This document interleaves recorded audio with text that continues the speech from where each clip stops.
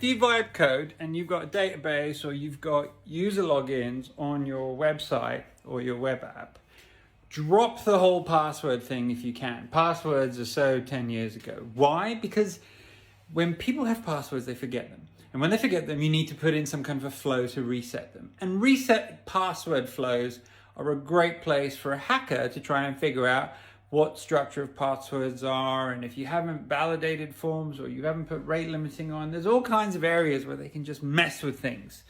And it's really unnecessary, especially when you can just do things like add Google OAuth or GitHub OAuth or Apple ID logins. There's so many other ways to do it.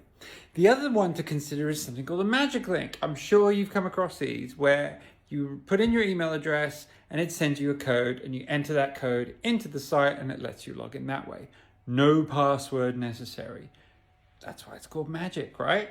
So think about alternatives to the usual password malarkey and see if you can just drop it. Speak with AI about this and figure out what alternatives are there. If you are using Supabase, for example, it already has plenty of options to configure these different login capabilities. Just makes your life much easier. Let me know in the comments what you think.